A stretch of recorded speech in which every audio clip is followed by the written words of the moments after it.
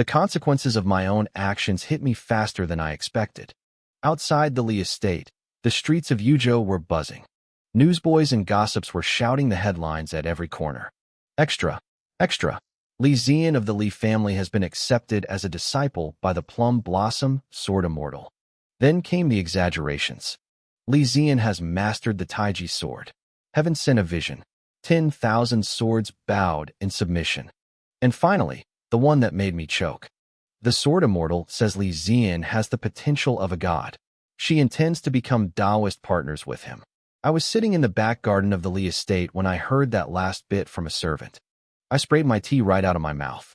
I never told anyone to spread that part. I felt a heavy gaze on me. Old Zhang, looking as scruffy as ever, was staring at me with a very strange expression. I only told them to spread the news about old Qin taking me as a student. I explained quickly, wiping my chin. The part about being partners? I swear, I have no idea where that came from. Oh, old Zhang replied, his voice flat and unimpressed. I believe you, like I believe in ghosts. Young master. Another servant came running in, looking breathless. The immortal Qin is here. My heart skipped a beat. This was bad. Was she here to kill me for the rumors? Before I could even stand up, a beautiful figure appeared in the garden. She moved with an eerie grace, covering the distance to the lakeside in what seemed like a single step. Qin Anu looked at me briefly, saying absolutely nothing, before turning her calm gaze toward old Zhang. You really are here, she said quietly. Immortal Qin, long time no see, old Zhang said with a faint smile, opening his eyes. Not that long. We saw each other 2 days ago, she countered. She stepped forward, her curiosity getting the better of her. I'm wondering, why are you helping him? He has money, old Zhang said naturally. Money makes the world go round. Didn't you also go easy on him because you took his fish gut sword and the sky silk armor? Qin Anu went silent. After a moment, she said seriously, I did it because I saw his talent for martial arts. Old Zhang's face twisted into a weird, mocking grin. I started coughing again, the tea going down the wrong pipe. Qin Anu, old Zhang said, sounding like he was enjoying himself way too much. Have you actually checked his meridians yet? She frowned. Why would I need to? His physical frame is extraordinary, his internal organs are bursting with vitality, and his potential is clearly beyond normal men. That's what I thought at first, too, old Zhang said with a plastic smile.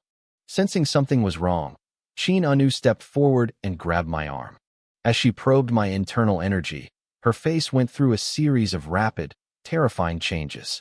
Old Zhang couldn't hold it in anymore. He burst out laughing. He had been waiting for this moment for a long time. All 8 meridians are completely blocked, he cackled. True Qi can't move an inch. It doesn't matter how much vitality he has. In this kid's own words, he's just a bomb waiting to explode. Qin Anu let go of my arm, her eyes turning cold as ice. You two teamed up to lie to me. We never lied, old Zhang laughed. I've been with this kid the whole time. He never claimed he could cultivate. You just trusted your own eyes too much and believed the rumors. I rubbed my nose, feeling a bit awkward. It wasn't exactly my proudest moment. Qin Anu's fists were clenched so tight her knuckles were white. Her chest was heaving with rage. She looked like she wanted to eat us both alive. Qin Anu, you announced you were taking him as a disciple in front of the whole city, old Zhang reminded her gleefully. It's a bit late to back out now, unless you want to find a way to break through those blocked meridians for him. Wouldn't that be more of a challenge than teaching a natural genius? I looked at her, trying to sound as sincere as possible. Immortal, as long as I can open my meridians and walk the path of martial arts, the cost doesn't matter. I might lack talent, but I definitely don't lack silver. Hearing my words, her anger seemed to settle into a cold, hard logic. The boat had already sailed. I don't know a way to open 8 blocked meridians, she said slowly, suppressing her fury. My heart sank. If even she didn't know how, was I truly doomed to be a commoner forever? There's one more thing you should know, she added with a chilling smile. The reason I was so desperate for a disciple is because I have a bet with the old sect leader of the Vermilion Bird sect. In 3 years, my disciple must fight his. If you lose, the consequences will be more than you can handle. I swallowed hard and looked at old Zhang. Who was the sect leader's disciple? Old Zhang grinned. Hualinger, one of the 4 great geniuses of the world. She's significantly more terrifying than that third prince you dealt with. I felt a cold shiver run down my spine. I was dead. I was absolutely dead. The 3 of us stood by the lake in an awkward, heavy silence. It was a total dead end.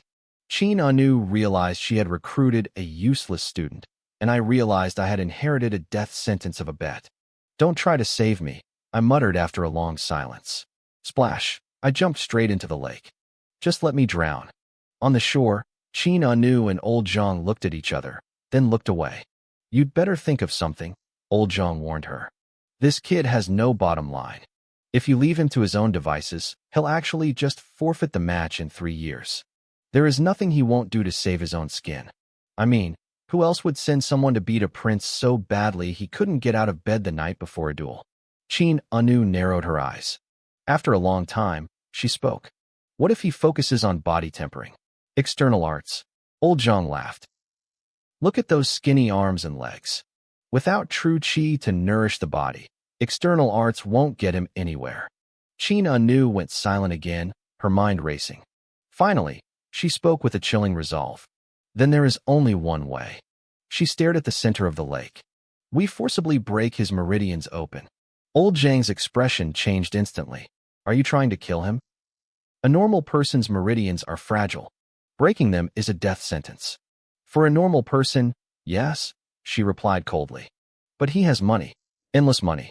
For every inch we break, we use hundreds of premium medicinal herbs to repair the damage. We repeat the process until every meridian in his body is forced open. That is a horrific plan, Old Zhang whispered. Are you sure his meridians will break before he dies of agony? Even with the best medicine, the pain of having your internal structure shattered hundreds, thousands of times. No one can endure that. We won't know until we try, she said flatly. As they talked, the surface of the lake became eerily still. Wait, where's the kid? Old Zhang suddenly realized.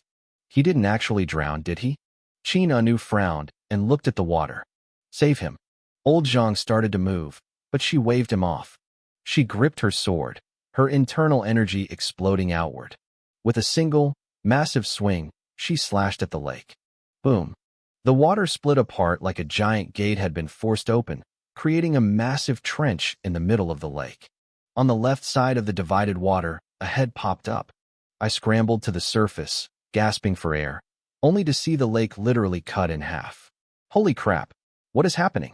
I yelled, spitting out water. Old Zhang let out a massive sigh of relief. That brat nearly scared me to death. He wasn't worried about me, though. He was worried about the 1,000 jars of wine I still owed him. As the water crashed back down, I frantically paddled my way back to the shore. I stood there, dripping wet on the shore, staring at Qin Anu with wide eyes. My jaw practically hit the sand. The way she had just sliced the lake in half with a single swing of her sword was the coolest thing I had ever seen. I looked at her with pure, unadulterated worship. I was half tempted to run over and kiss her feet. I want to learn that, I blurted out. Qin Anu looked at me, her expression as calm as a frozen pond. Fine, she said simply. I nodded my head so hard I felt like a human jackhammer. It will involve a little bit of suffering, she added, her tone light, as if she were talking about the weather. I can handle it. I insisted, nodding even more violently. A little bit of pain is nothing. I'm tough. Behind her, Old Zhang's lip twitched. He looked at me like I was a dead man walking. A little bit of pain, his expression seemed to say. Tell your father to prepare the medicinal herbs, Qin Anu said. I will write down a list. Get as many as possible. The more, the better. How many is as many as possible? I asked. Give me a ballpark figure. She thought for a moment, then turned and pointed to the large stone building behind us. Fill that entire room. That should be enough to start. Holy crap, the words flew out of my mouth before I could stop them. Even with my family's massive wealth, I couldn't help but swear. Was she serious? She wanted me to fill a whole room with premium herbs? Did she think high-grade medicine grew like cabbages in a backyard? You don't have to do it, Qin Anu said flatly, already turning to walk away. But in 3 years, you can just wait for Hualinger to beat you to death. I froze. The image of that girl's fiery temper flashed in my mind. I snapped out of it and looked at old Zhang. Old Zhang, what exactly is she planning to do to me? Do you know? No clue, he said, shaking his head way too quickly. He looked like he was just sticking around to watch the show. I felt a cold shiver run down my spine. I had a very bad feeling about this.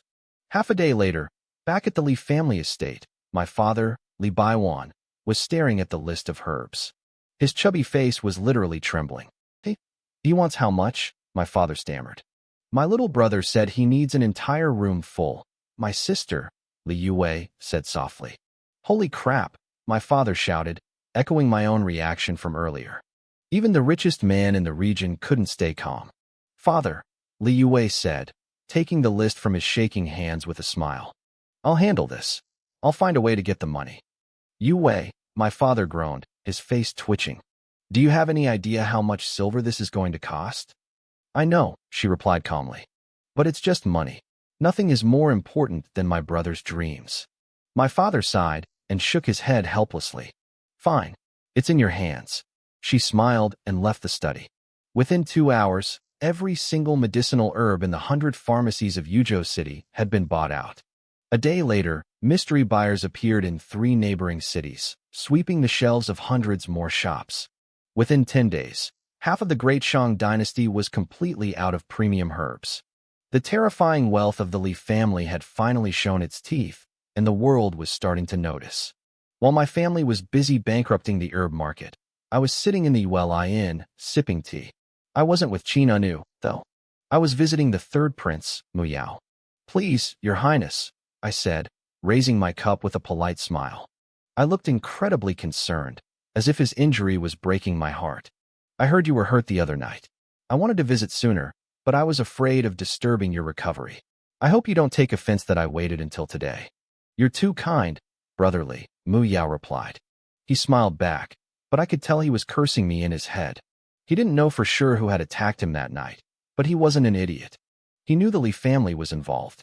He just didn't have proof, and he wasn't ready to start an all-out war with us yet. What are your plans, your highness? I asked, testing the waters.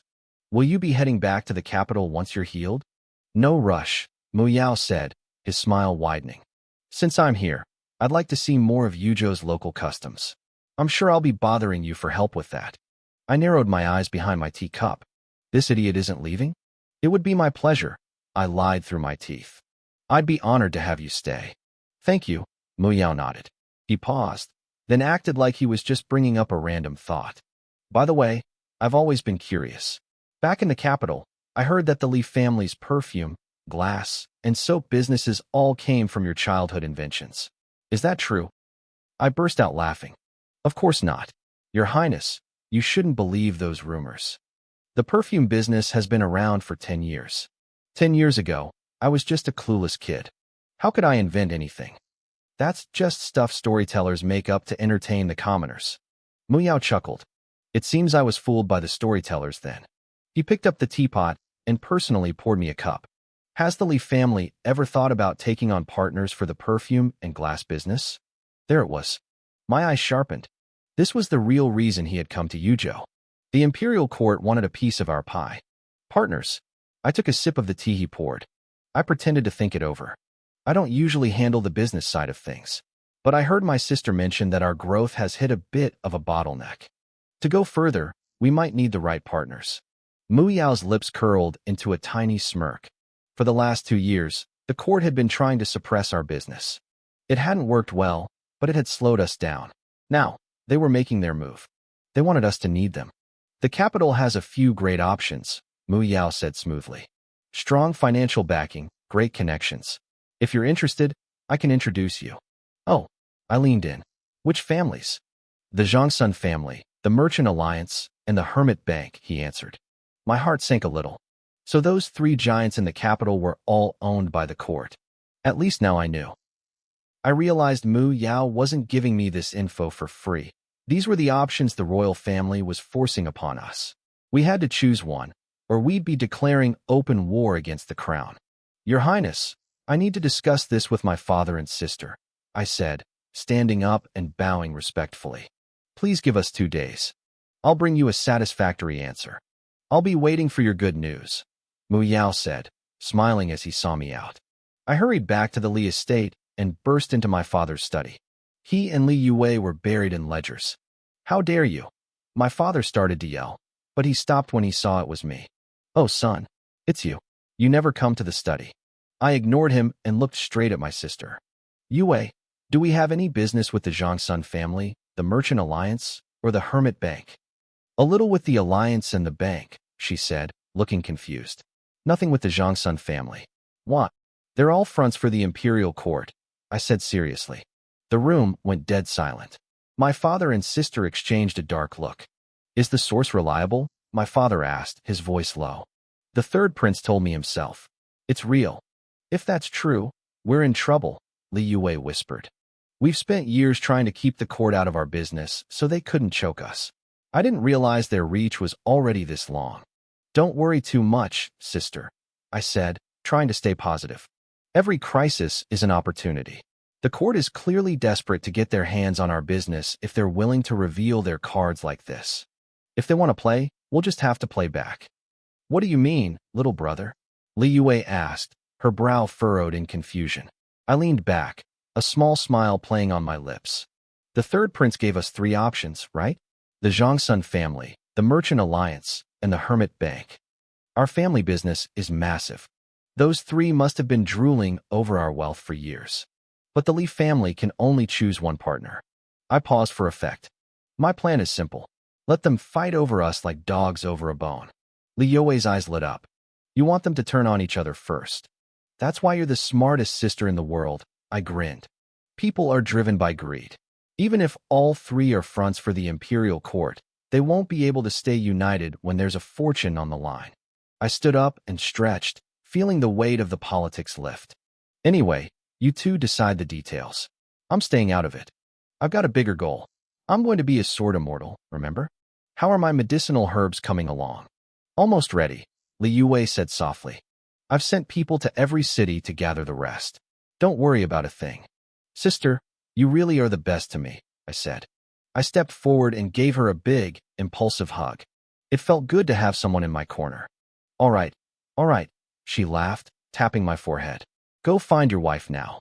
I let go, blinking in realization. You mean Old Qin? Right. I need to ask her when we start training. This future sword immortal is ready to begin. I walked out of the study with a loud, arrogant laugh. But as soon as I left, the warmth on Li Yue's face vanished. Her expression turned ice cold. Father, she said to Li Baiwan. I think his suggestion is perfect. Let those royal lapdogs tear each other apart. We'll watch from the sidelines and swallow their power while they're distracted. It buys us time. Li Baiwan nodded slowly. If necessary, we can have Qingji act in the shadows to fuel their suspicion. Second brother? Li Yue mused. Yes, with everything happening, it's time he came home. But we shouldn't reveal him unless we have to. His true identity must stay hidden. The world knew the Li family had 3 siblings, but Li Qingji was a ghost. Even the servants in our manor rarely saw him. Only my father, my sister, and I knew the truth. He was the master of the Yinyu Tower, the fastest-growing assassin organization in the Great Shang Dynasty. 10 years ago, I was the one who suggested creating the Yinyu Tower. We used the Li family's bottomless wealth to recruit the best killers in the land, creating a hidden blade to counter the imperial court. But there was a price. Qingji was a true martial arts genius, yet he had lived in the shadows for a decade because of my idea. He resented me for it. I knew it, and he knew it. That was why I always bit my tongue and stayed out of his way whenever he was around. I wandered to the lake in the backyard, looking for my fairy master. Old Zhang. I called out to the old man by the water. Where's Old Qin? Old Zhang's mouth curled into a sinister smirk. Right behind you. Yeah, right, I scoffed. You can't fool me. I turned around anyway. My heart skipped a beat. Qin Anu was standing right there. I immediately switched to my best, good student smile. Fairy master. When did you get here? Just now, she said flatly. What do you want? The herbs are ready, I said, buzzing with excitement. When do we start? Now. She turned and walked toward the infirmary. That fast. I hurried after her. As I passed old Zhang, I winked at him and mouthed. I'm going to be a sword immortal. Old Zhang didn't say a word. He just closed his eyes with a creepy, knowing grin. Kid, you're dead, he thought. He knew women held grudges, and he suspected Qin Anu's training method was pure revenge for my constant teasing. In the infirmary, a massive wooden tub was already steaming. Servants were pouring boiling water and baskets of rare herbs into it. Strip, Qin Anu commanded. My jaw dropped. Isn't that a bit inappropriate? I know you're my master, but I'm a grown man and you're a... Stop talking, she snapped. Before I could react, she grabbed my arm. She didn't wait. She ripped my shirt open and slammed a palm against my shoulder. A surge of violent energy exploded through my arm, shattering every single meridian in my limb. I let out a scream like a slaughtered pig. It was the most agonizing pain I had ever felt. Before I could even process it, she grabbed me by the collar and threw me headfirst into the scalding medicinal bath. Qin Anu, you ancestor-cursed woman. I roared, thrashing in the boiling water. The pain was making me lose my mind. If you can still curse, you have energy, she said coldly. She grabbed my other arm. With a sharp twist of her fingers, she sent another wave of qi through me. Crack, my left arm's meridian shattered. Another pig-like scream echoed through the manor. Outside by the lake, old Zhang took a long swig of wine and started humming a happy tune. By sunset, Qin Anu walked out of the infirmary looking refreshed. Half an hour later, the servants carried me out. I looked like a dead dog. My father and sister rushed to my room, their faces pale with worry. The young master just fainted from the pain. The doctor reported after checking my pulse. He'll live. Li Baiwan sighed in relief, but Li Yue sat by my bed, her eyes red. She was furious. How could Qin Anu be so brutal? I didn't wake up until the middle of the night. The room was silent, lit only by a dim candle. Sister, I whispered, my voice hoarse. You're awake. She leaned over me, her face full of joy and concern. Does it still hurt? Not at all. I lied, trying to look tough. It's late, sister. You should go sleep. Not yet. I made your favorite lotus seed soup. She carefully fed me spoonful by spoonful. Looking at her, my heart felt heavy. In this whole family, she was the one who truly carried everything. She ran the business, dealt with the stress, and still took care of a useless brother like me who did nothing but dream of being a hero. I felt like a failure. Sister, I started, wanting to apologize for everything. Just rest. She interrupted softly, tucking the blanket around me. Don't overthink it. Li Yue seemed to read my mind. She spoke softly, her voice filled with a warmth that only a sister could have. As long as you're happy, I'm happy. With that, she got up and left the room, leaving me alone with my thoughts. I lay there in the silence, staring at the ceiling. A new sense of determination took root in my chest, stronger than anything I'd ever felt before. I knew the truth about the Li family situation. The imperial court was starting to move against us. With our current strength, we couldn't actually fight back. But if the Li family could produce one or two sword immortals, the entire game would change. No matter how much it hurt, I had to endure. The people I wanted to protect were all in this manner. I couldn't let the Li family fall. I didn't sleep a wink that night. As soon as the sun broke the horizon, I dragged myself out of bed. At breakfast, my hands were a mess. I couldn't even pick up my chopsticks. They were shaking so violently from my shattered meridians that I could barely hold a spoon. Li Yuan, don't rush, Li Yue said, placing the food right in front of me. Take it slow. I nodded and forced down a few bites before heading out. My father, Li Baiwan, looked confused as I walked away. What's wrong with him, he asked. His heart is heavier than we realized, Li Yue sighed. I walked straight to the lake and stopped in front of Qin Anu's door. I didn't hesitate. I knocked hard. Master, immortal master. The door creaked open. Qin Anu looked at me with those cold, indifferent eyes. What is it? I'm ready, I said, forcing a grin. Let's keep going. She scanned me from head to toe. Your meridians haven't fully recovered. Are you sure your body can handle it? I'm sure, I said, nodding firmly. Then let's go. She didn't waste words. She turned and headed toward the infirmary. I followed right behind her. Half an hour later, the screams started again. The pain of having your meridians crushed is something no human should have to bear, but I gritted my teeth and held on. By the lake, Old Zhang sat drinking his wine. This time, he wasn't laughing. I had actually surprised him. He thought I'd run away after yesterday's agony. He didn't expect my bones to be this hard. At noon, the door opened. Qin Anu walked out, a thin layer of sweat on her forehead. "Master," my voice called out from inside. I hadn't passed out this time. She stopped. "Yes. Aren't you going to show me the sword?" I asked, my voice raspy and exhausted. "Can you even stand up?" she countered. "Yes." She nodded and kept walking. It took me nearly 30 minutes just to crawl out of that room and get dressed. I pulled my hair back, trying to regain some shred of my dignity as a young master.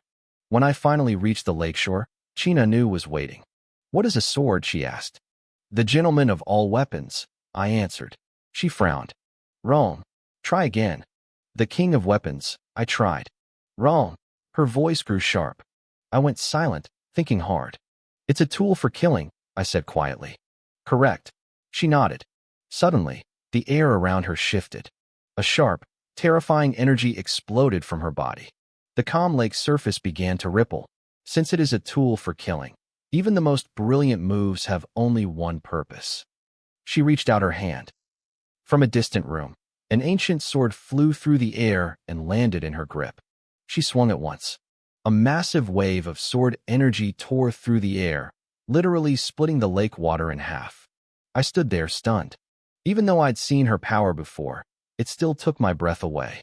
"The essence of the sword is speed, accuracy, and focus," she explained calmly.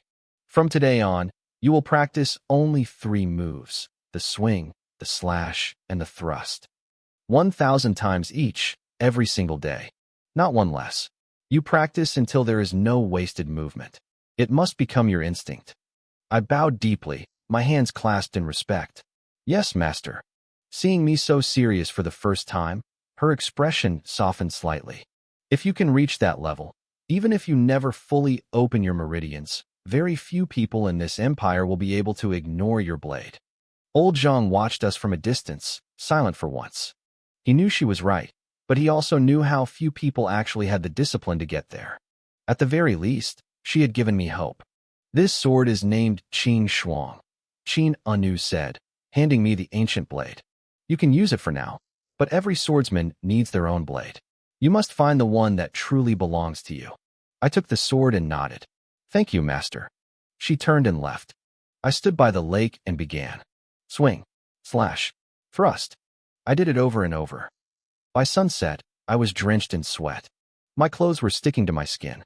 Every movement sent a jolt of lightning like pain through my arms. Blood began to seep through my sleeves, staining the fabric red. In the distance, Li Yue watched me. I could see the pain in her eyes, but she didn't stop me.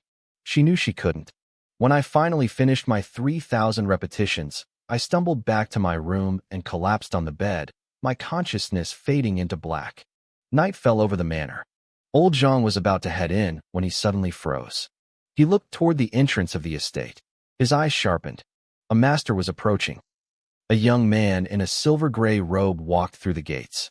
He looked cold, unsmiling, and carried an aura that made the air freeze. "Second young master," the servant stammered, bowing quickly. Li Qingji didn't even look at them. He headed straight for the study. Old Zhang narrowed his eyes. So this was the legendary second son of the Li family. To have such a high cultivation at such a young age was incredible. Inside the study, Li Qingji bowed to our father. "Father, elder sister." "Qingji, you're back," Li Baiwan said, his face brightening.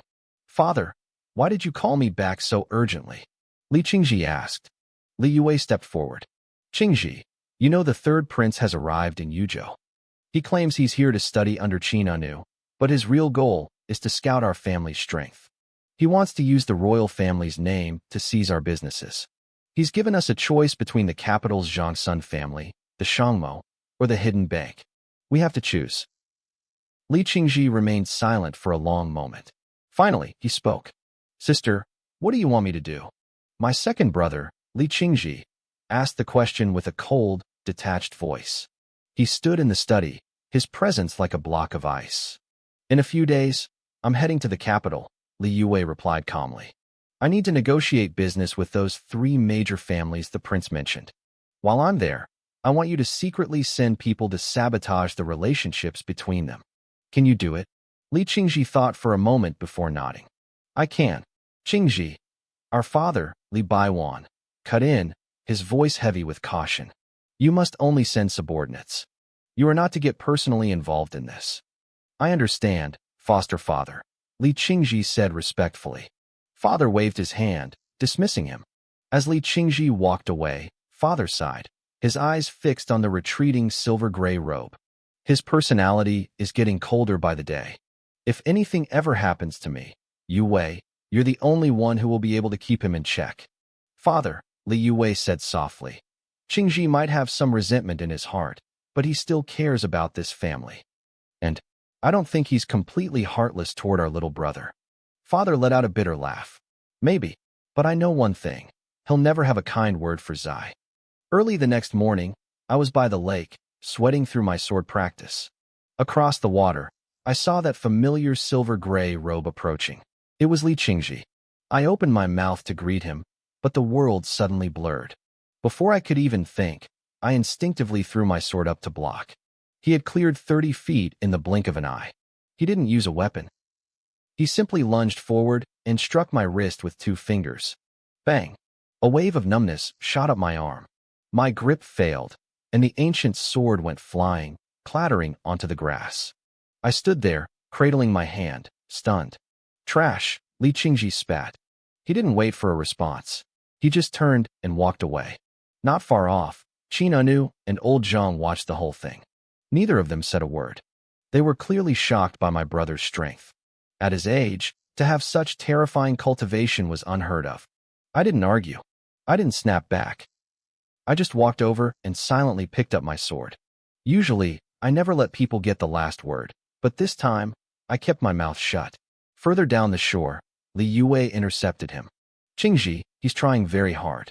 Give him some time. Sister, how long can you and foster father protect him?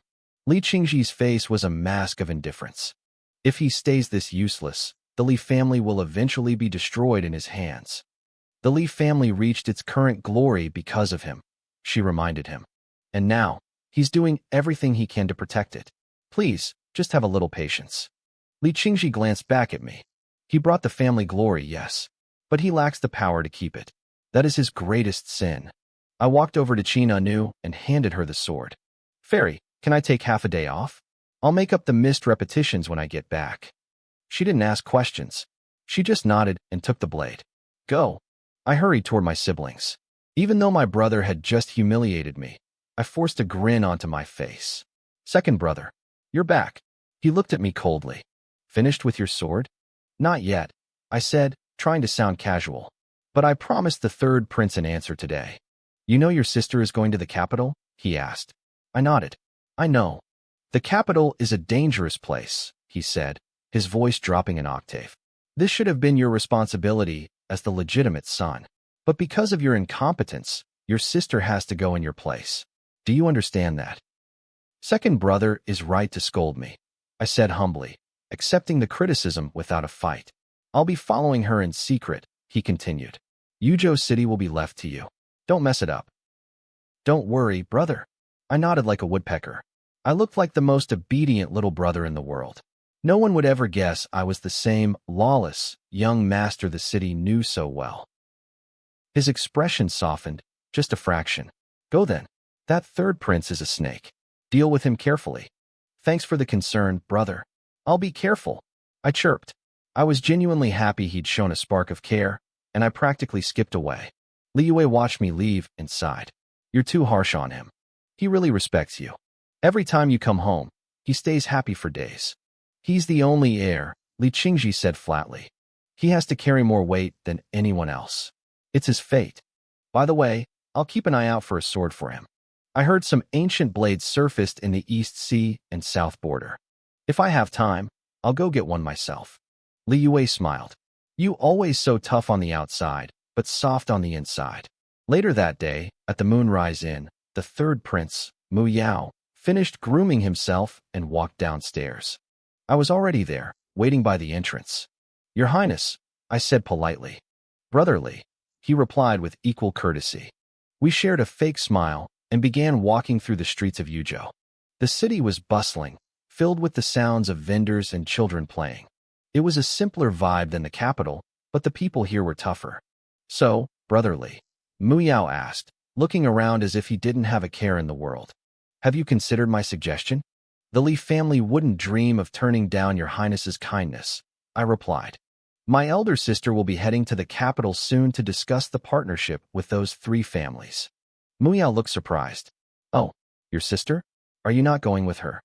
I laughed. I never involve myself in the family business. My sister and father handle everything. My father is too old for the long trip, so my sister is going in his stead. What a shame, Mu Yao said, his face full of regret. I was looking forward to playing the host and sharing a few drinks with you in the capital. There will be other chances, I assured him. I'll definitely visit you one day. He nodded, a small smirk playing on his lips. He didn't say it, but I knew what he was thinking. He was disappointed I wasn't coming, but he also knew how close I was with my sister. If she got into trouble in the capital, I'd be forced to show up eventually. When does she leave? He asked. In a few days. Perfect, he said. I've been away from the capital for a while now. It's time I headed back. I'll travel with her. We can look out for each other on the road. That would be wonderful, I said with a grin. I appreciate the help. The rest of our walk was pure theater. We traded meaningless pleasantries, tested each other with hidden questions, and tried to dig for intel. To an outsider, we looked like 2 old friends catching up. In reality, we were both full of lies. By noon, I finally made my excuses and headed home. Back at the manor, I slumped down next to old Zhang and wiped the sweat from my face. I needed a break. What's wrong? Old Zhang asked. A little walk made you that tired? Talking to someone as manipulative as the 3rd prince is exhausting, I panted. You have the nerve to call someone else manipulative? Old Zhang smirked. Old Zhang, you really misunderstand me, I said seriously. I'm a man of total sincerity. He let out a dry laugh. Even the dogs in Yuzhou wouldn't believe that. I opened my mouth to snap back at him, but a sudden chill ran down my spine. A sword whistled through the air and thudded into the ground right in front of my feet. Are you done with your break? Qin Anu's voice was beautiful, but it was cold enough to make me shiver. Right now, I yelled, scrambling to my feet. I pulled the sword from the dirt and got back to work. Old Zhang took a slow sip of his wine, a tiny smile tugging at the corner of his mouth. Qin Anu stood to the side, her gaze fixed on me as I practiced. A strange light flickered in her eyes, as if she were weighing my worth. After a long silence, she turned to old Zhang. What do you think about finding him an opponent? She asked. Old Zhang looked at her in disbelief. Are you trying to kill him? He's only been learning for a few days. Even if you've been using your inner energy and expensive medicines to nourish his meridians and toughen his body, his channels are still blocked. He can't even cultivate yet. Swords have no eyes, Qin Anu. Finding him an opponent now is just a death sentence. Qin Anu remained silent for a moment. A jade unpolished cannot be a gem, she said coldly. At this rate, he won't catch up to Hualinger in 10 years. If he wants to improve fast, he needs real combat. I've heard there are bandits in the mountains north of Yuzhou. In a few days, I'll take him there. Old Zhang's mouth twitched. This woman was serious. Those bandits were killers who lived by the blade. With my current skill level, going there was suicide. I had no idea what kind of miserable fate was being planned for me. I just kept swinging my sword, over and over, actually enjoying the rhythm of the practice. Meanwhile, the rest of the manor was a whirlwind of activity. Everyone was busy preparing for my sister Li Youwei's departure to the capital. For the next 7 days, my life was a cycle of agony. If I wasn't soaking in medicinal baths that burned my skin, I was training until my muscles screamed. I was pushed to the absolute limit, barely able to crawl out of bed some mornings. But through this inhuman torture, my body was changing. My strength and durability were skyrocketing, far surpassing a normal person and inching closer to that of a true martial artist. 7 days later, it was time for my sister to leave. My father, Li Baiwan, went personally to see her off at the city gates. Even though I was closer to her than anyone, I didn't show up. I was in the backyard by the lake, drenched in sweat, still swinging my sword. Old Zhang sat nearby, watching me. Aren't you going to see your sister off? He asked. No, I replied, not breaking my form. Second brother is protecting her in secret. She's safe enough. Old Zhang chuckled. I was a strange kid, maybe even weirder than him. Just then, Qin Anu walked up. Follow me, she commanded. I stopped and wiped my brow. Where to? I've prepared some training for you, she said simply. Is it dangerous? I asked instinctively. Just a small exercise, she replied. Not dangerous at all. Of course, to someone like her, it wasn't. For me? Who knew? I sheathed my sword and followed her like a loyal dog, eager for a change of pace. Old Zhang watched us leave with a look of pure mischief on his face.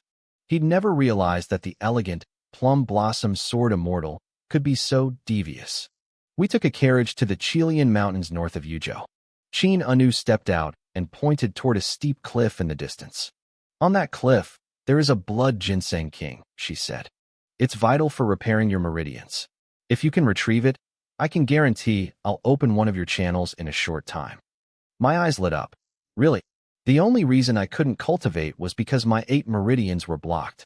If I could open just one, I could finally start my journey as a real cultivator. Go, she nodded. I'm on it, I shouted, sprinting toward the forest. Wait, she said, handing me my sword. Take this. It's just a plant, I said, confused. I don't need a sword for that. Take it, she repeated. She didn't explain why. I shrugged, took the blade, and disappeared into the woods. As soon as I was gone, a small smile played on Qin Anu's lips. She tapped her foot and leaped into the air, moving through the trees like a ghost. Half an hour later, she arrived at a bandit camp deep in the mountains, not far from the cliff. She stood on a branch, plucked a single leaf, and flicked it toward the camp.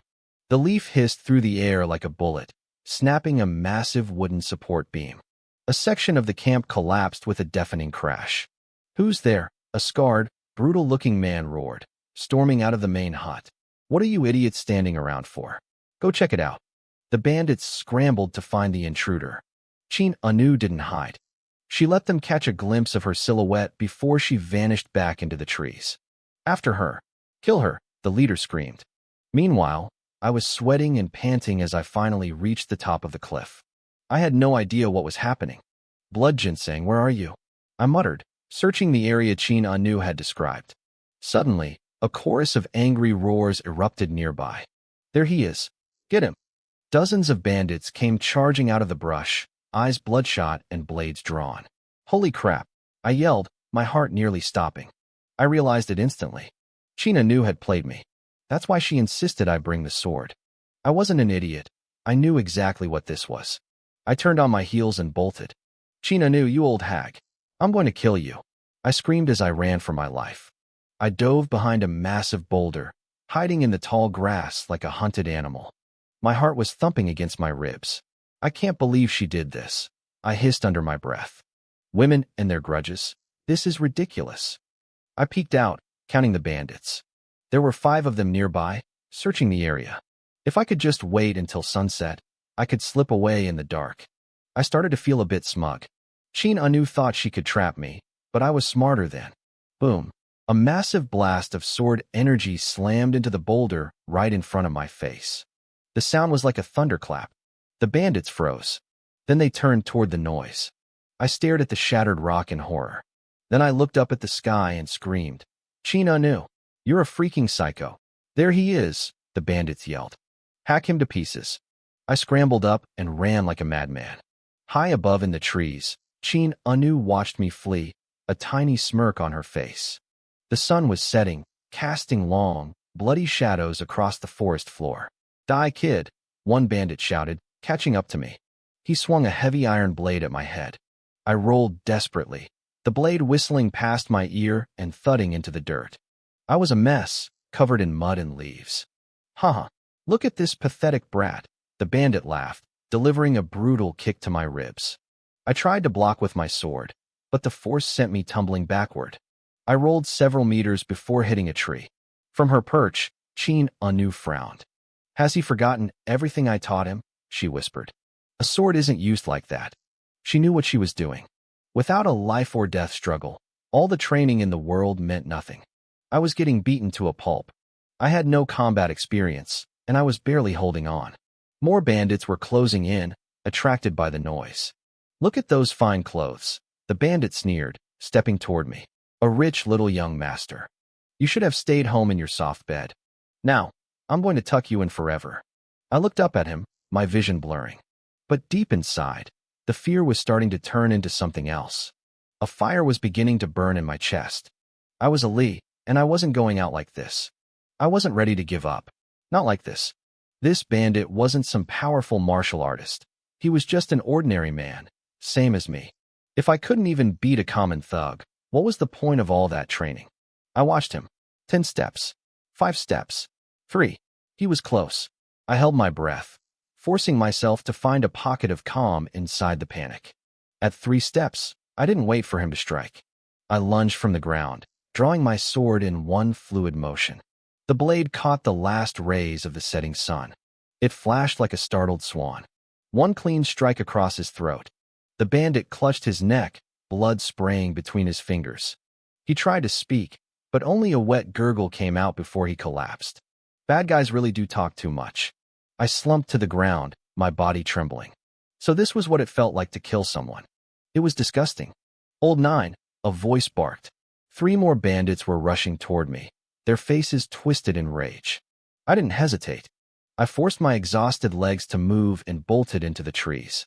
I couldn't take on 3 at once. Not yet. Night fell, turning the forest into a maze of shadows. Behind me, I saw the flickering orange glow of torches. They weren't giving up. They wanted me dead.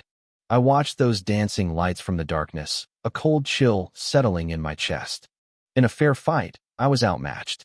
But now, they were in the light, and I was the ghost in the shadows. This was my chance to take them out one by one. I stayed low, using the thick brush for cover. I crept up behind the nearest man, silent as a predator. I reached out, clamped my hand over his mouth, and drew my blade across his throat. He thrashed for a second, then went still. The nausea hit me again, but I shoved it down. It was a world of eat or be eaten.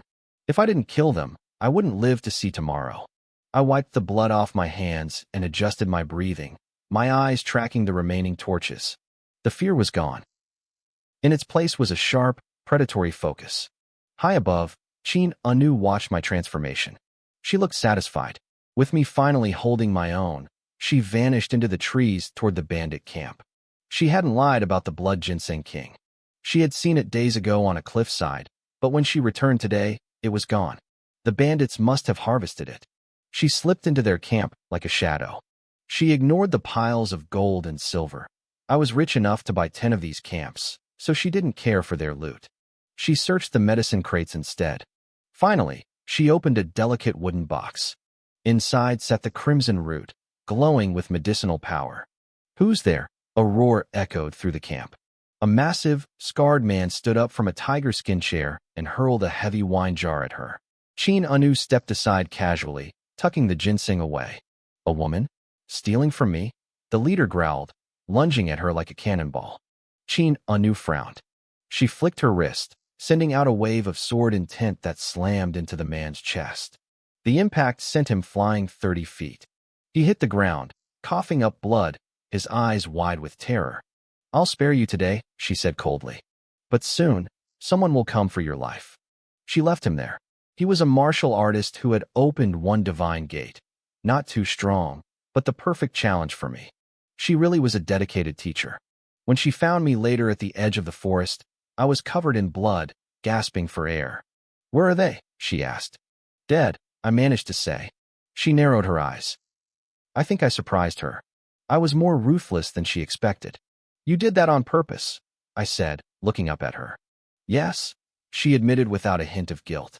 "How does it feel?" "Your first time?" "Bad," I said honestly. "I feel sick." "You'll get used to it," she replied, heading toward our carriage. As we drove back under the moonlight, I looked at her. "If I had been about to die, would you have saved me?" "I don't know," she said calmly. "You can try it and find out." I went quiet. My life was too precious to gamble on a maybe. "Starting today," she continued, "besides your sword practice, you will come here daily to hunt these bandits. Just a heads up, their leader is a genuine martial artist." I panicked. "Master, I don't think I'm ready for that. Maybe we should let the authorities handle it." "My mind is made up," she said. Then, She tossed a wooden box into my lap. I opened it, and my jaw dropped. The blood ginseng king. The exhaustion vanished, replaced by pure joy. Master, I love you. Group hug. She didn't hug me back. Would you like the summary of the next chapter? I was so excited I almost forgot my own name. I reached out, ready to pull Chin Anu into a massive hug, but the temperature in the carriage suddenly plummeted. Her eyes turned ice cold. The air felt frozen. I froze too. My arms stayed hanging in midair as a chill ran down my spine. The next second, a powerful burst of chi exploded from her. The carriage shattered instantly. I was sent flying through the air and landed face first in the dirt. By the time I wiped the mud off my face, the carriage was already rumbling into the distance under the moonlight. The sun was rising by the time I finally limped back to Yujo City. I was covered in dew, my clothes were in tatters, and I looked like a complete mess. It took me the entire night to walk home. Note to self, never offend a woman, especially one as terrifyingly strong as Chin Anu. Back at the Li estate, my father, Li Baiwan, was pacing around like a frantic hen. I hadn't come home all night, but he didn't dare go near the lake in the backyard to ask the scary woman where I was. When Chin Anu had returned alone last night, she only said one sentence before going to her room: "He won't die." My father was anxious, but he didn't dare push for more. "Master, the young master is back," a servant shouted, rushing into the front yard. Li Baiwan sprinted to the gate. He stopped dead when he saw me. I looked like a beggar who had been dragged through a hedge backward. My hair was a bird's nest, and my robes were shredded. "Son, are you okay?" he cried out, eyes wide with shock. "You look like you've been violated." "Do I look okay to you?" I snapped, gesturing to my ruined clothes. "I'm alive. Barely." I looked around, my anger bubbling up. "Where is old Chin? Is she back?" "In the backyard," my father whispered. "I'm going to find her," I growled, stomping toward the rear of the estate. "Son, don't be impulsive." Li Baiwan grabbed my arm, looking terrified. "You can't beat her." I stopped. A wave of grief and indignation washed over me. I was the third son of the Li family, the richest playboy in the world, a transmigrator with a cheat code, the supposed chosen one of heaven. How could I be afraid of a woman? I had invented soap. I had made glass. Everything was following the script of a successful transmigration story. So why did I have 8 blocked meridians? Why couldn't I practice martial arts normally? It felt like the universe was playing a cruel joke on me. "Son, just talk to her nicely," my father pleaded. "That woman is too dangerous." I took a deep breath and shook off my frustration. I looked at my father with pure disdain. "Oldly, you're pathetic. Scared of a woman? Watch and learn." I straightened my back, puffed out my chest, and marched toward the backyard. My father followed closely, convinced I was about to start a suicidal fight with the goddess. By the lake, Chin Anu stood perfectly still, her gaze as calm as the water. Old Zhang was nearby, lounging lazily with his wine flask, looking like he didn't have a care in the world. When I appeared, Old Zhang opened one eye. "Oh, the kid actually has some spine." He sat up, looking excited. He loved a good show. I kept my head high. My momentum was building. Why should I be afraid? A man should have dignity. I walked right up to the shore. Chin Anu turned around. Her gaze was flat. No anger, no threat, just a cool, indifferent look. That single look hit me like a physical blow. My courage evaporated instantly. My warrior stance crumbled into a submissive hunch. "Master, I'm back," I chirped, a huge, fake smile plastered on my face. "Did you sleep well last night?" Old Zhang turned his face away, looking disgusted. He actually expected something from me. He clearly had too much wine in his brain. "Go practice your sword," Chin Anu said flatly. "Yes, ma'am." I nodded vigorously and scurried off to the side to start my drills. Old Zhang squinted at her. "Did he really kill all those bandits by himself? You didn't help." "No," she replied. "He's a natural." "Him? A natural?" Old Zhang scoffed. "He's a waste who can't even open a meridian." "I mean, he's a natural at killing," she said softly. "How long did it take you to adjust after your first kill?" Old Zhang frowned. "A full day? Killing isn't a good feeling. I still hate it. He killed over a dozen men last night. When I saw him afterward, he was already joking around." "Could you have done that back then?" Old Zhang went silent. He realized what she meant. Either I was born cold-blooded, where I had a mind of absolute steel. I adapted faster than anyone they had ever seen. The Li family really doesn't produce ordinary people, old Zhang sighed. The one we thought was a waste might be the most terrifying of all. But opening all 8 meridians, that's the hurdle. Even with all the herbs and that blood ginseng king, you can only help him open one, he continued. Where will you find 7 more legendary medicines? Without them, it'll take 5 years to finish the job. I'm not worried, Chinanu said. I heard the Imperial Academy in the capital has a 1,000-year-old fleeceflower root. If I have to, I'll go there. Old Zhang's expression turned grim. The old man at the academy is no joke. Even you might not get out in one piece. He's arguably the strongest person in the world. I won't take it by force unless I have to, she murmured. While they plotted, I was sweating by the lake, focused entirely on my sword. After last night's slaughter, my movements felt sharper, more lethal. Li Yuan, Chinanu called out. Stop for a moment. Follow me. I sheathed my sword and followed her to the medicinal room. Inside, a giant wooden tub was steaming, the water temperature even higher than usual. Get in, she ordered. I didn't argue. I stripped off my outer robe and climbed into the scalding, herb-scented water. The heat was unbearable, stinging my skin as the medicinal power tried to force its way into my pores. Chin Anu stepped up to the tub. Without a word of warning, she slammed her palm against my chest. A scream like a slaughtered pig echoed through the estate once again. I curled into a ball inside the wooden tub, my body shaking violently. Cold sweat poured down my face, mixing with the scalding medicinal water. Outside, the servants heard my blood-curdling screams echoing from the pharmacy. They stood frozen, terrified to even step near the building. Inside, Chin Anu opened a wooden box containing the blood ginseng king. Her usually calm, expressionless face turned dead serious. Everything depended on today. No one had ever tried to completely reconstruct human meridians like this before. It was only possible because the Li family had the bottomless wealth to gather these legendary herbs. This ginseng king was the final piece. No matter how much it hurts, you must endure, Chin Anu warned. She didn't wait for an answer. Her internal energy surged, and with a sharp flick of her hand, she crushed the blood ginseng king into a fine mist. Using her chi, she guided the crimson essence into my chest, forcing it to repair my shattered meridians. Within seconds, beads of sweat formed on her own forehead. This was draining even for her. Inside the tub, I ground my teeth so hard I thought they'd shatter. The pain of having your bones and veins rebuilt from scratch is something no normal human should ever have to feel. Out by the lake, old Zhang was chugging wine, one jar after another. He finished one and immediately cracked open the next. He probably didn't even realize it, but the hand holding the jar was trembling with nerves. Time seemed to stretch into infinity. Then, a final, piercing shriek ripped through the air.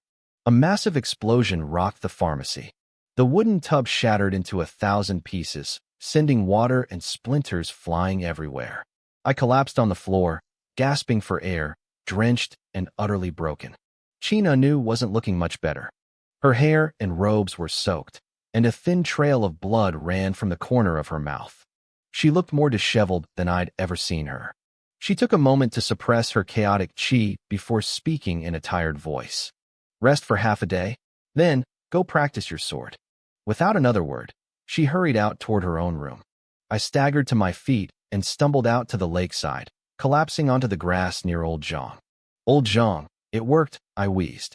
I felt conflicted. I wasn't even happy yet. I was just overwhelmed. The price for opening my meridians was too high. Seeing the elegant Chin Anu that exhausted made me realize how much I owed her. This debt was getting heavy. Chin Anu is impressive, old Zhang said, taking a long pull of wine. Especially when it comes to you. I spent the rest of the morning lying by the lake, unable to move a single finger. By noon, Chin Anu emerged from her room in fresh clothes, looking as untouchable and divine as ever.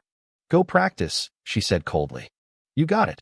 I grunted, forcing myself upright. I grabbed my sword and started my drills. Old Zhang watched me for a moment before turning to her. I'm impressed. His will is firm, she replied. Anyone else would have failed. He's lucky to have you, old Zhang countered. Even now, his natural talent is the worst I've ever seen. But at least he can finally cultivate. One meridian is open. He can try to unlock the divine treasury within his body. If he succeeds, he's officially on the path of martial arts. He paused, looking at me. But with only one meridian, his progress will be painfully slow. It'll be agonizing. The Li family has money, Qin Anu said. What he lacks in talent, we will compensate with endless pills and medicine. But there is another issue. I want him to try a specific technique. Old Zhang looked curious.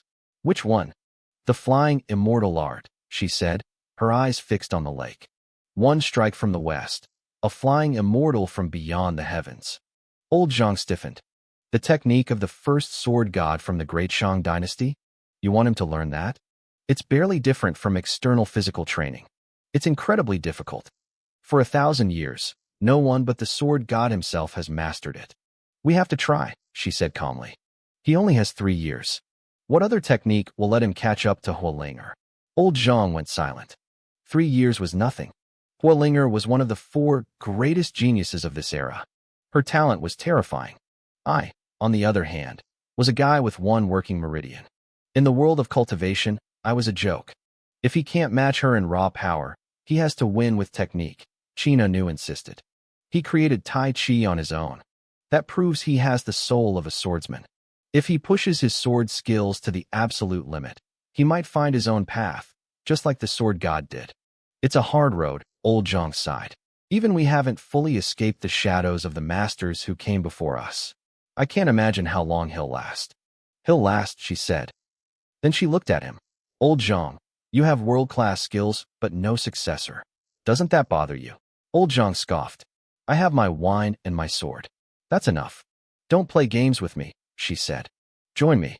Let's teach him the flying immortal art together. I can't recreate the sword god's movements perfectly on my own. Old Zhang grinned. The plum blossom sword immortal is actually asking for a favor? Why should I help this kid? Because you're a swordsman, she said. Don't you want to see if someone in this era can recreate the glory of the first sword god? Or even surpass him? Old Zhang's grin widened. You have big ambitions. Honestly, I don't think he can do it.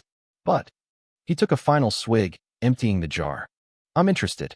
2 sword immortals, the Li family's endless wealth, and the greatest technique in history. Even if he's a pig, we should be able to make him soar. He felt a spark of excitement he hadn't felt in years. He had seen geniuses his whole life, but a trash, like me with 0 talent? That was a real challenge. He and Qin Anu were the most luxurious coaching duo in the world.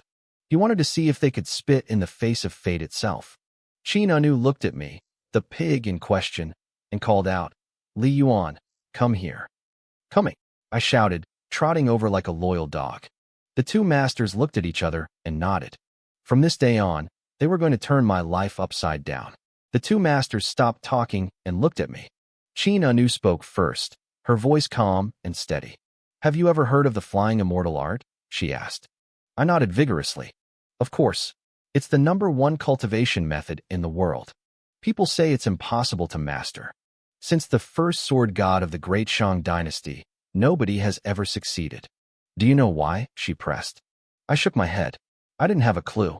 Because the flying immortal art is strange, she explained. Only a tiny portion of the text covers how to cultivate internal energy. It's not sophisticated at all. In fact, it's worse than the most mediocre techniques out there. Your progress will be painfully slow. The rest of the manual is filled with combat moves. Those moves are world-class, but moves are useless without a foundation. Without strong internal energy to power them, they're just empty gestures. I tilted my head, curious.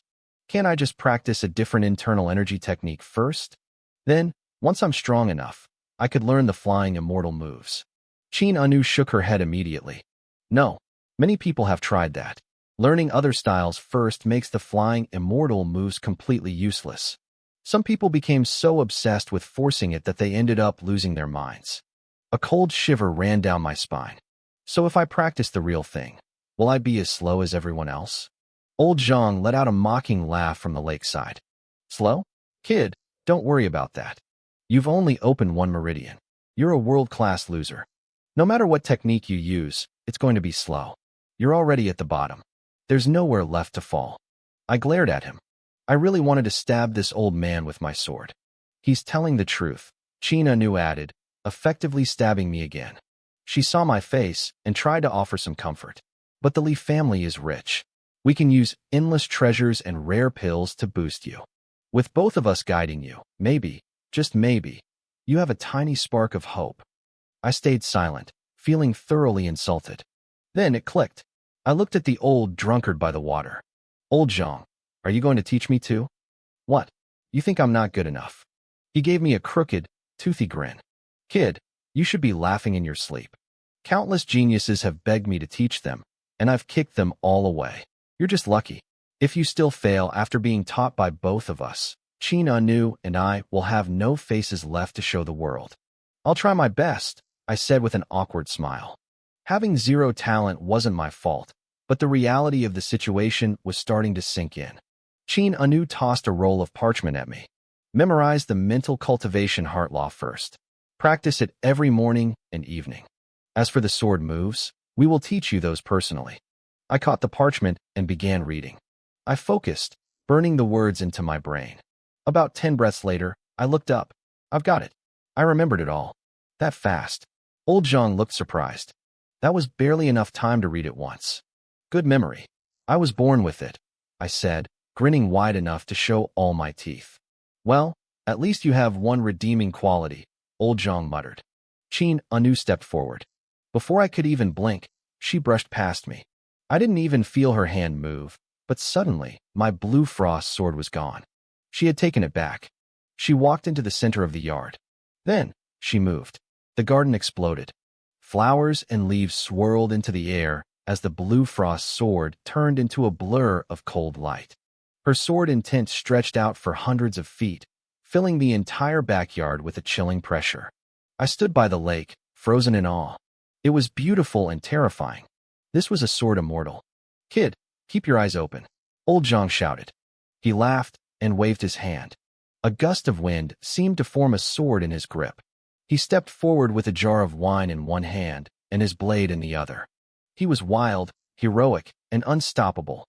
His sword energy shot straight into the sky. The two of them danced through the night like thunder and lightning. It was a sight I would never forget. They were recreating the glory of the ancient sword god right in front of my eyes. After half an hour, the wind died down. The light faded. Everything went quiet. Qin Anu left without a word, and Old Zhang went back to his wine. I stood there for a long time, my heart still racing. Old Zhang, I said, my voice raspy. How long will it take me to reach your level? 30 years, he said, taking a sip. And to catch up to the first sword god? I asked. 300 years, he replied. He paused, then added, assuming you can live that long without getting killed first. I didn't stay to chat. Once my practice was over, I slipped out of the Li estate. Back at the lake, Old Zhang stared at the water. Aren't you going to follow him? Aren't you afraid those bandits will butcher the kid? If he can't handle a few bandits, he shouldn't be learning the sword, Qin Anu replied. Their leader is a real martial artist, Old Zhang reminded her. He's opened his first divine treasury. The kid isn't ready for that. It doesn't matter, she said coldly. I didn't tell him to fight them head on. If he's unlucky enough to run into the leader, he can run. The mountain terrain is complex. He'll find a way to survive. Old Zhang sighed. You're a heartless master. He didn't say anything else. If she didn't care, why should he? It was the kid's life or death now. Up in the Chilean mountains, the moon was high. Usually, these woods were silent, but tonight they were screaming. I was sprinting through the brush, my lungs burning. Behind me, 20 bandits were howling for my blood. My luck was absolute trash. I had only planned to sneak up and practice on a few lone scouts. Instead, I had stumbled right into the bandit chief. He was already in a foul mood because someone had stolen his precious blood god medicine. When he saw me, he snapped and decided to hunt me down personally. Search everywhere, the chief roared. Dig 3 feet into the dirt if you have to. Find that brat. I crouched low in the tall grass, watching the torches flicker in the distance. My head was spinning. This was bad. There were too many of them, and the leader was a divine treasury level fighter. I gripped my sword tight. I couldn't win this fight. Not yet. I crawled backward, moving as silently as a ghost. I needed to get away from the chief. I'd come back for his head once I was stronger. I retreated about 100 yards until I saw two bandits blocking my path. They were distracted, looking the other way. I didn't hesitate. I lunged. The blue frost sword cleared its scabbard in a flash of silver. Before they could even scream, I opened both their throats. Blood sprayed into the dark grass. "Over there," the chief shouted. He had heard the bodies hit the ground. "Catch me if you can, grandson," I yelled back. I turned around, gave them the middle finger, and bolted into the trees. An hour later, I burst out of the forest, looking like a total mess. I jumped onto my horse and didn't look back. The city of Yuzhou was waiting, and I had survived another night. I returned to the Li estate just as dawn was breaking. The city gates had only been open for a few minutes when I rode through, heading straight for my family home. The servants didn't even blink when they saw me stumbling in, covered in dirt and looking like a total mess. This was a regular occurrence now. A few of the prettier young maids even gave me playful, shy glances as I passed. I flashed them a wide grin. I'd have to find some time to sit down and discuss life with them later, but for now, I had work to do. I hurried to the backyard. Old Zhang hadn't claimed his usual spot by the lake yet, and Qin Anu was still in her room getting ready. I seized the opportunity and took the best spot by the water. I sat down cross-legged and began circulating the mental cultivation technique of the flying immortal formula. Qin Anu told me that dawn and dusk were the best times to practice. My talent was trash, so if I didn't work twice as hard as everyone else, I'd never catch up to the real geniuses. Thinking about that made me feel a wave of genuine self-pity. I was supposed to be the main character here, right? So why was my presence so weak? I thought about those famous God sons and Buddha sons everyone talked about. The four great geniuses. Just the title sounded cool. The more I thought about it, the angrier I got. I closed my eyes, gritting my teeth, and forced the energy of the flying immortal formula to move through my body with a sense of bitter resentment. Nearby, a door creaked open. Qin Anu stepped out and saw me practicing. At first, she felt a flicker of pride. She thought I was being diligent, that I understood hard work could make up for a lack of talent. But then, she froze. Her expression turned grim. In the next room, old Zhang kicked his door open. He stared at me, his eyes wide with alarm. "Qin Anu, didn't you tell him to keep his mind calm and peaceful during cultivation? Didn't you tell him not to let his emotions interfere?" "I thought he knew," Qin Anu whispered, her voice dropping. "That's basic martial arts common sense.